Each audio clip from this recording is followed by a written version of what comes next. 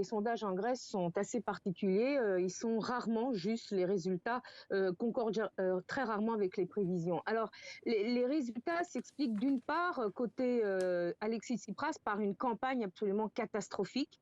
Le programme était des plus flous et c'était une campagne négative qui consistait essentiellement à pilonner son adversaire, Kyriakos Mitsotakis, sur justement, on l'a vu, les scandales, les écoutes téléphoniques, les violences policières, la fragilisation de l'état de droit. Mais concrètement, il n'y avait pas quelque chose de positif qui était proposé. Ça n'a pas été perçu comme ça. En tout cas par l'électorat grec. Et puis, côté Kyriakos Mitsotakis, eh bien, il faut reconnaître que sa campagne a été très, très nettement meilleure. Il était beaucoup mieux conseillé.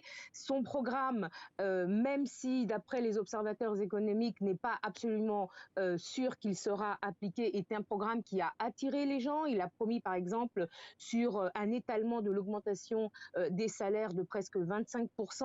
Il a, et ça, c'est une raison assez importante qui pourrait expliquer son succès, il contrôle pratiquement 90% des médias, dont les 6 télévisions nationales. Autant dire que sa campagne électorale a été très médiatisée, les informations lui étaient très favorables, ce qui n'était pas du tout le cas de l'opposition. Et un chiffre qui ne trompe pas, c'est qu'il y a énormément de jeunes, une écrasante majorité de jeunes qui n'ont pas voté du tout, et encore moins pour la Nouvelle Démocratie. Or, c'est les jeunes qui regardent le moins la télévision, ils sont plutôt axés sur Internet. Un dernier chiffre à mettre en rapport avec les 40, plus de 40% même de Kyriakos Mitsotakis, c'est sa victoire personnelle, il faut le dire, et c'est aussi l'échec personnel d'Alexis Tsipras, c'est les presque 42% d'abstention. Donc, pour les prochaines élections, vraiment, tout est possible. Oui, justement, Angélique, pour le Premier ministre sortant, tout reste encore à faire, hein, puisque sans majorité absolue, il y aura second tour dans les prochaines semaines. Dans quel type de campagne Kyriakos Mitsotakis peut-il se lancer? Est-ce qu'il va chercher des alliances?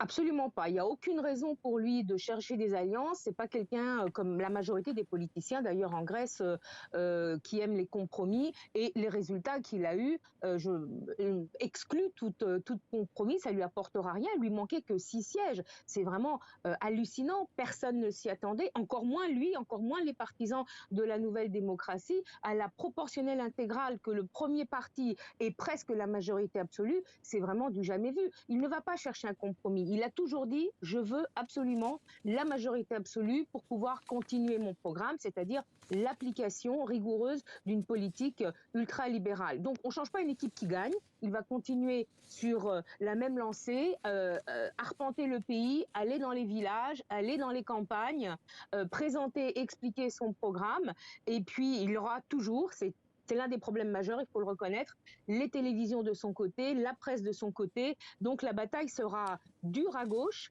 mais je reviens toujours à ce chiffre. 42% d'abstention dans un pays où quand même le vote est obligatoire. Une majorité de jeunes n'ont pas voté, donc je pense que tout C'est va se là qu'il va jouer falloir autour des indécis. reconquérir peut-être cet électorat et ses abstentionnistes. Merci Angélique Kouronis Oui. depuis Athènes.